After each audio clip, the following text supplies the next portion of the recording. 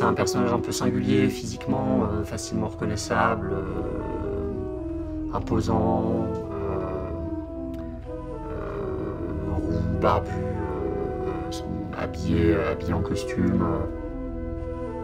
La première réaction que j'ai eue, c'est « Ah, chouette, le professeur qui donne envie de lire, qui donne envie d'aller au théâtre ».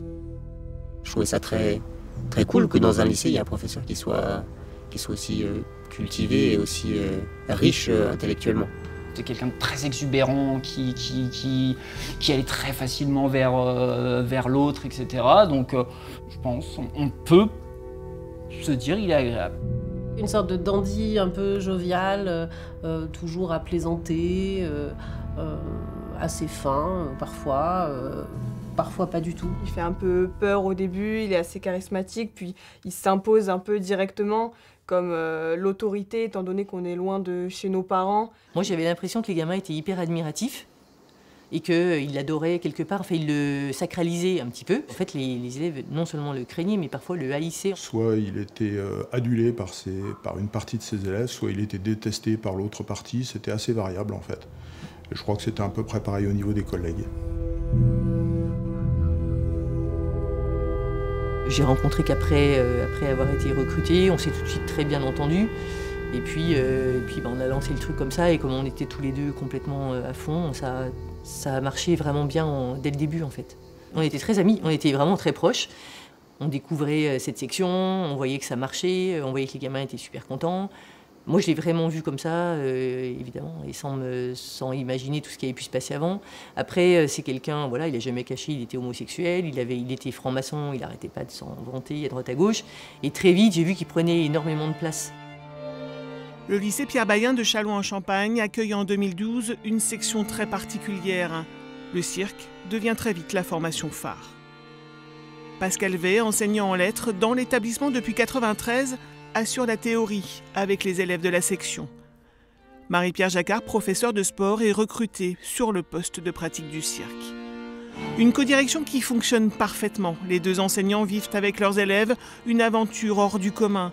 Découverte du milieu circassien, voyage scolaire, création de spectacles, la section cirque du lycée chalonnais acquiert une notoriété nationale indéniable.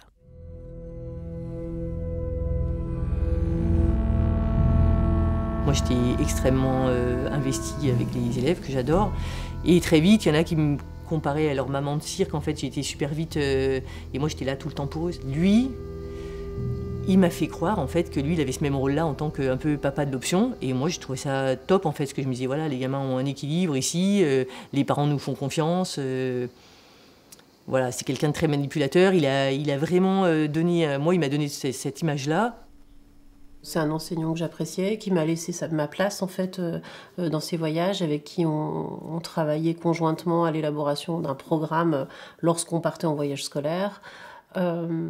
Intellectuellement, on s'entendait bien.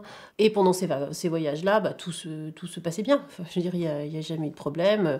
On faisait des rondes ensemble le soir pour vérifier que les garçons étaient bien avec les garçons, les filles avec les filles. Et puis, évidemment qu'on avait... pas du tout l'idée qu'une fois que toutes les portes étaient fermées, il se passait peut-être des choses auxquelles on n'avait pas accès.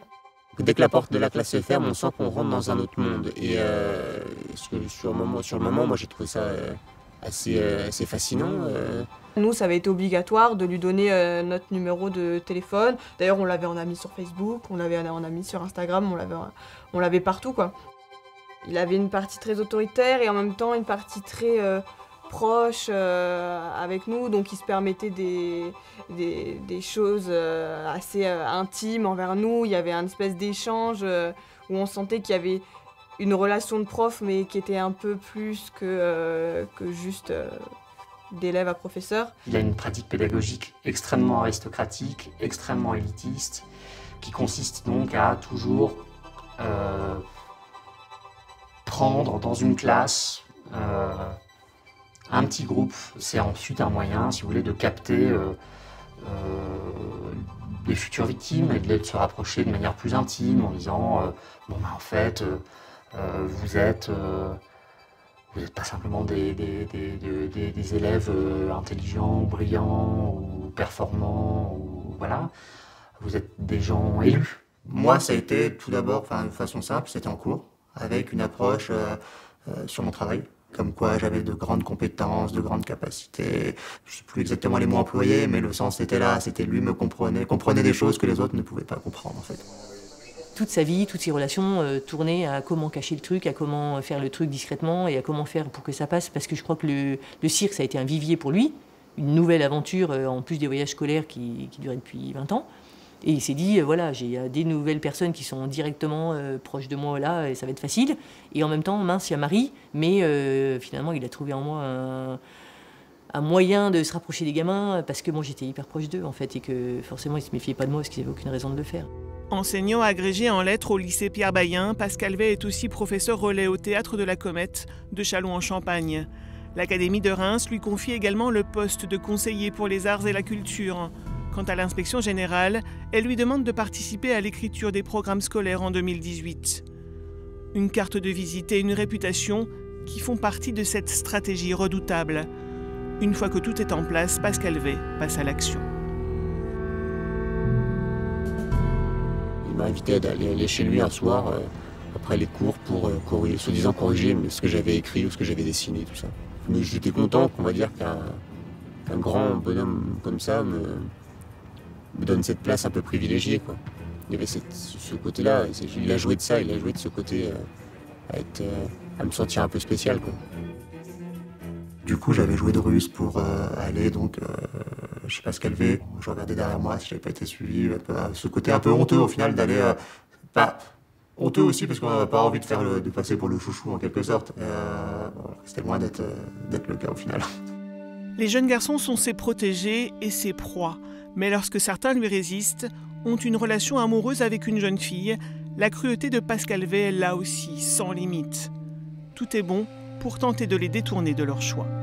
Les choses, elles ont changé pour moi quand j'ai commencé à relationner avec mon ex-petite amie de l'époque qui était aussi dans ma classe. C'est comme s'il sentait que lui échappait un petit peu, alors il allait plus loin dans son intérêt envers lui. Il lui envoyait des messages le soir, il lui envoyait des cœurs, bonne nuit à minuit passé ou 1h du matin.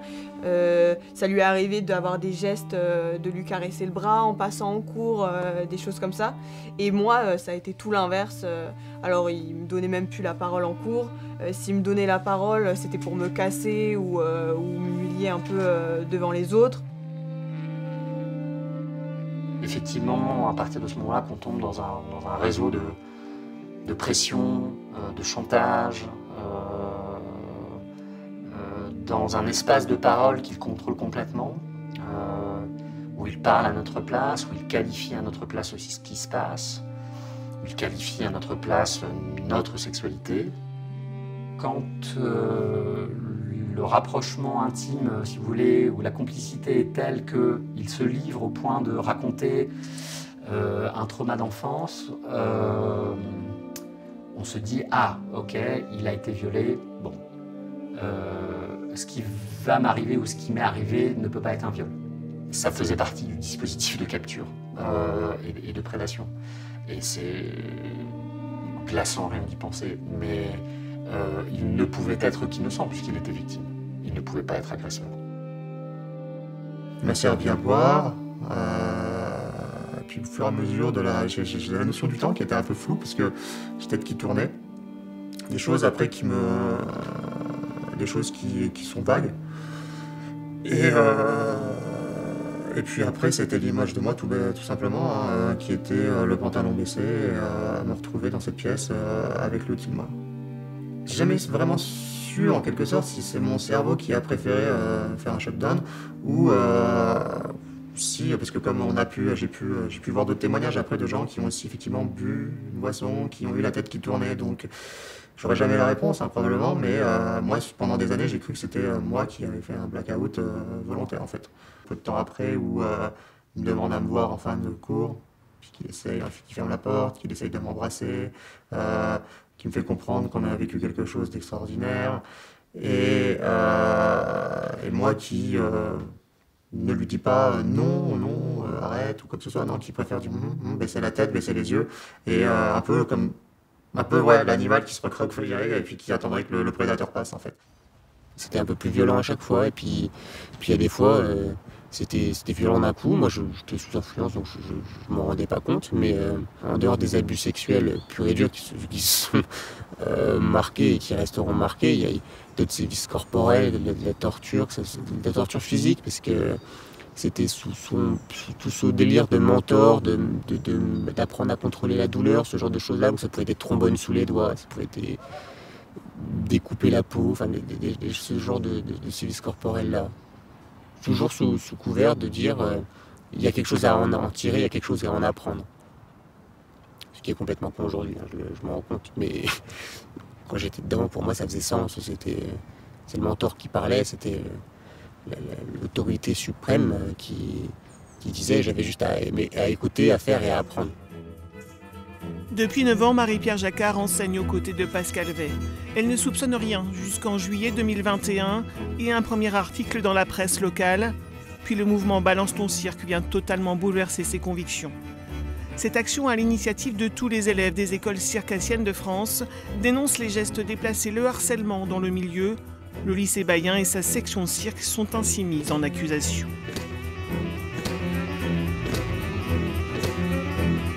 J'ai appelé Pascal et j'ai crié dessus. J'ai dit Pascal, qu'est-ce que c'est que cette histoire? Je t'avertis, si c'est vrai, tu règles le problème. Si c'est pas vrai, tu portes plainte pour diffamation. Moi, je veux pas être mêlé à ce genre de truc. Je veux que...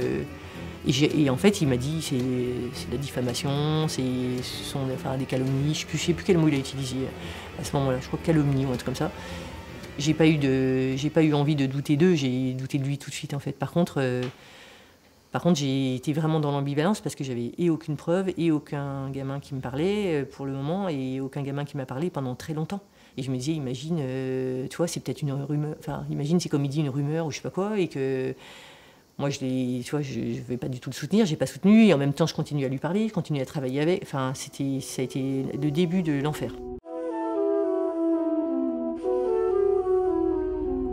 Nous, ça savait de promotion en promotion. Depuis les premières années, c'était le mot qui se passait quand on arrivait au lycée Bayen, c'était attention à Pascal Vey. À l'époque, j'avais fait remonter quelqu'un au-dessus, au rectorat, qui m'avait dit « Ah oui, on sait, c'est un gourou, quelque chose comme ça, on est bien embêtés. »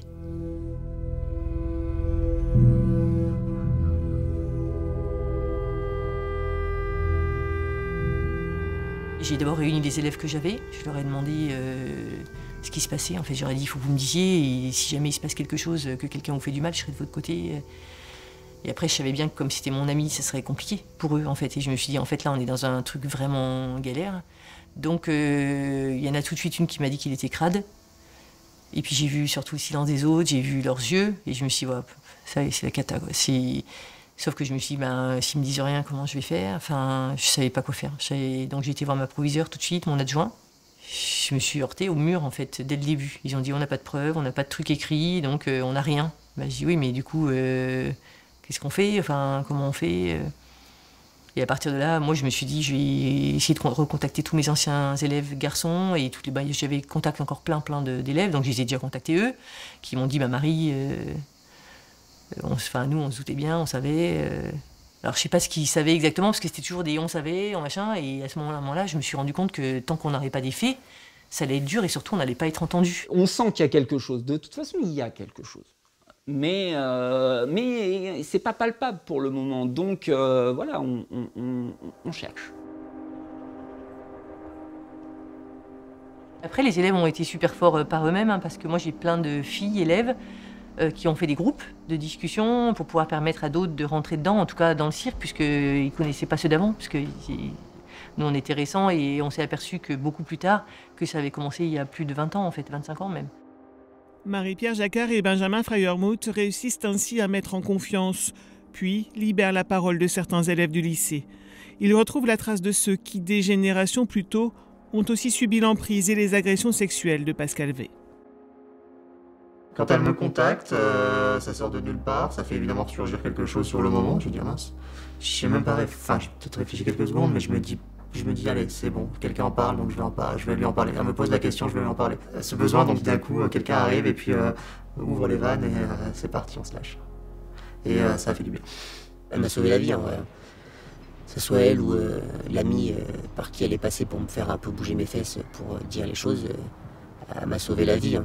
Elle m'a sauvé la vie, parce que sinon je serais parti. Je pense que j'aurais une dégringolade de l'enfer là totalement. Je sais même pas si je serais encore en vie, vraiment. Quand je le dis, je le pense vraiment. On commençait à avoir une base de données relativement énorme sur le fait que les choses étaient gravissimes, en fait, qu'il n'y avait pas seulement du harcèlement moral, qui est déjà gravissime, mais qu'il y avait aussi du harcèlement sexuel, qu'il y avait aussi des photos pédopornographiques, qu'il y avait viol, qu'il y avait... et puis par la suite, qu'il y avait séquestration, torture. Enfin, les choses se sont... Les langues se sont déliées. En fait, je crois que les premiers qui ont parlé ont permis aux autres de libérer la parole. Les fois où j'ai été voir ma proviseure, je lui ai dit, vous savez, il y a plein d'anciens élèves qui sont d'accord pour vous parler, puisqu'il me l'avait dit. Et elle m'a dit, je ne veux rien savoir d'anciens élèves, je ne referai pas l'histoire. Et alors là, ça a été le début de... J'y ai été peut-être 10 fois, en 2 ans, 10 fois. Alors au début, il me répondait, et à la fin, en fait, je n'avais pas percuté, mais il me répondait plus. Des fois, même quand je me mettais plus en colère en disant, mais c'est quoi le problème? Vous êtes franc-maçon, il est franc-maçon, vous vous soutenez? J'essayais de provoquer en fait le truc, et il me disait ni oui ni non, il répondait même pas, il levait même plus les yeux. Pendant que la proviseure du lycée Pierre Bayen et son adjoint font la sourde oreille, le Centre national des arts du cirque, qui héberge la section, continue à prendre ses responsabilités. En septembre 2021, la direction du CNAC avait évincé Pascal V de ses locaux. Il est toujours référent de la classe cirque, même s'il ne met plus les pieds au CNAC, il est toujours référent. Ils sont 2 référents. Et j'appelle la procureure, j'appelle le recteur, j'appelle la proviseure, j'en informe le maire de Châlons, son adjointe à l'éducation. Enfin, voilà, on fait un travail de responsabilité par rapport à ça et on partage les informations qu'on a. J'ai eu l'occasion d'en parler à la même personne au rectorat qui m'a dit « Oui, mais tant qu'il n'y a pas de plainte, on ne peut rien faire. » Et je dis bah, « À ma connaissance, il va y en avoir une bientôt. » Mais c'était quand même assez dingue, puisqu'a priori, pour protéger justement les élèves, on a le droit de mettre un prof sur la touche, quoi. Mais rien n'a été fait à ce moment-là. Or, ils étaient au courant, quoi.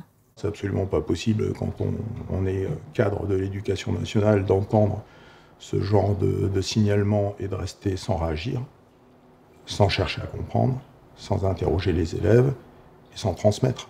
Avant la présomption d'innocence, on a le devoir de protection. Moi je l'ai pris aussi comme un manque de confiance. Enfin, c'est même pas un manque de confiance, c'est même pire que ça. C'est une négation de même pas mon rôle, une négation de ma personne en fait. Marie-Pierre Jacquard passe à la vitesse supérieure, prend un avocat et demande la protection au rectorat en tant que lanceuse d'alerte. Elle contacte aussi l'association Colosse au pied d'argile qui lutte contre les violences sexuelles. Un dossier avec l'ensemble des témoignages est alors envoyé au ministère, au rectorat et à la procureure de Châlons-en-Champagne. Pourtant, Pascal V reste en poste. Arrive la rentrée, Pascal V est nommé professeur principal d'élèves de seconde. Et moi je me dis mais c'est pas possible en fait, enfin, c'est pas possible qu'on mette cet enseignant avec des jeunes qui arrivent alors qu'on sait maintenant ce qui s'est passé. À partir de là, moi je suis tombée malade et puis on m'a téléphoné à ce moment-là et il m'a demandé comment j'allais, je lui ai dit pas bien, il m'a dit ok, voilà, ça m'a touchée, il voulait pas me laisser toute seule je pense vraiment et puis surtout je crois qu'il se rendait compte que ça continuait, que l'institution n'allait pas bouger et que lui, ça faisait 25 ans que c'était arrivé et qu'il fallait mettre un terme, en fait, vraiment. L'alerte lancée par l'association Colosse au pied d'argile ne suffit pas. La procureure de Châlons décide à ce moment-là de ne pas instruire.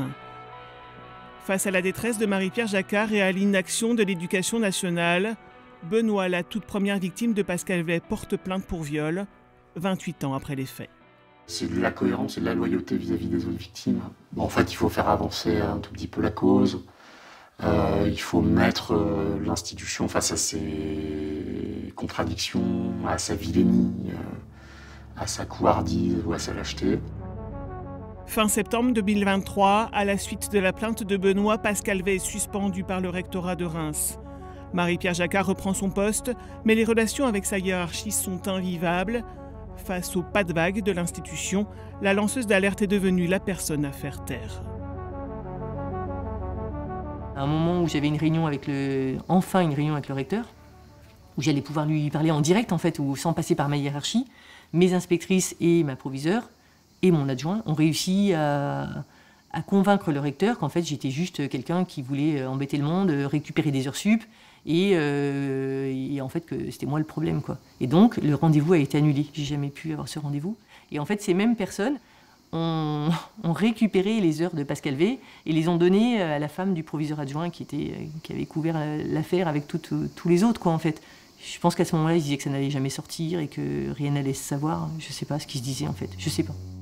Marie-Pierre Jacquard n'a jamais obtenu, de la part du rectorat de Reims, la protection fonctionnelle liée à son statut de lanceuse d'alerte. Elle en fera la demande à 3 reprises. Ça correspond quand même à un statut, un lanceur d'alerte, avec une protection contre toute mesure de représailles, avec des procédures bien spécifiques qui sont écrites dans la loi que les employeurs publics et privés doivent respecter. Et à un moment donné, quand on a eu toute une série de défaillances qui concernent tous les alertes de Mme Jacquard, et qu'à un moment donné, c'est ça, elle n'a jamais été crue, elle était décrédibilisée, à un moment donné, on l'a même pointé du doigt par rapport à son comportement, où on estimait limite qu'elle en faisait trop par rapport à ce qui leur remontait. Elle attend cette reconnaissance-là, de dire qu'elle a eu raison de le faire, qu'elle a eu raison d'aller jusqu'au bout. 9 plaintes pour viol, agressions morales et sexuelles sont déposées au parquet de Châlons-en-Champagne. Mais le suicide de Pascal V met un terme à l'instruction. Les plaintes sont classées. Un nouveau drame pour les victimes. Je me suis dit, j'ai perdu la seule personne qui me comprenait peut-être à 100%. Et ce délire d'être encore sous influence. Ce geste-là est ultimement pervers, puisqu'il nous fait sentir coupables. Moi, j'aurais préféré le voir traîner devant des tribunaux et qui soit jugé par ses pairs. Le suicide, pour moi, c'est limite celui qui a gagné au final. Une enquête interne de l'Inspection générale de l'éducation, diligentée par le ministère, reconnaît les fautes graves de tous les supérieurs de Marie-Pierre Jacquard. Elle aurait pu apporter réparation aux victimes et reconnaissance aux lanceurs d'alerte, mais cette enquête reste dans les tiroirs de l'administration. Seuls les députés en charge de la commission d'enquête parlementaire sur les agressions sexuelles en milieu scolaire en feront état dans leur rapport. Ce que je peux noter dans cette affaire, c'est que c'est surtout la lanceuse d'alerte, Madame Jacquard, qui a été durement sanctionnée. Elle a payé un très lourd tribut, y compris sur le plan de sa santé, mais aussi sur le plan financier, sur le plan de sa carrière. Et c'est surtout un très mauvais signal qui est adressé à toutes celles et ceux qui hésitent, parce que craignant d'en payer le prix, qui hésitent à dénoncer des faits de violence dont ils peuvent être témoins. La pire des humiliations, c'est le silence. Et quand je me souviens de mes échanges avec Marie-Pierre ou avec d'autres victimes, c'est le silence de l'administration qui ne sait pas décider, qui a peur de décisions, qui prend les mauvaises décisions. Et le silence, c'est pire que tout. Donc moi, je veux que les procureurs, que les élus, que les recteurs reçoivent les gens qui souffrent. C'était la première fois qu'en fait, on reconnaissait non seulement que j'avais essayé de lancer l'alerte, mais qu'en plus, on avait essayé de me faire taire. On ne nous prenait plus pour des affabulateurs, pour la première fois. Donc c'est quand même important. Et je crois que oui, du coup, je me suis dit, voilà, à partir de maintenant, peut-être qu'on peut espérer que toute la chaîne soit libérée et que les victimes soient réhabilitées et qu'on puisse aller plus loin, oui, et que le tribunal administratif peut-être nous donne raison. L'objectif est de faire reconnaître par le juge administratif la défaillance et le dysfonctionnement du ministère de l'Éducation nationale par rapport à toute une série d'informations, d'alertes et de faits délictueux dont il avait connaissance et dont il n'a tiré aucune conséquence et qu'il n'a fait aucun traitement particulier. Depuis 2 ans, tous les jours, on apprend de nouvelles choses qui nous choquent de plus en plus. Moi, je peux le dire très clairement, la chef d'établissement, son adjointe, les inspecteurs, les gens de la RH au niveau du rectorat, ils ont failli gravement. Mais ils sont encore en place, tous. Et moi, ça me choque énormément. Et par contre, Marie, la lanceuse d'alerte, a dû quitter le lycée et l'académie. Ces fonctionnaires responsables seront auditionnés prochainement par la brigade criminelle de Reims dans le cadre d'une instruction pour non-dénonciation de crime. Côté rectorat, le silence reste assourdissant. Toutes nos demandes d'interview ont été refusées. À Marseille, où Marie-Pierre Jacquard vit désormais, les paysages rendent la vie un peu plus douce. Mais en septembre dernier, il faut une grève de la faim devant le rectorat pour qu'elle obtienne la reconnaissance de sa longue maladie. Le combat n'est pas terminé.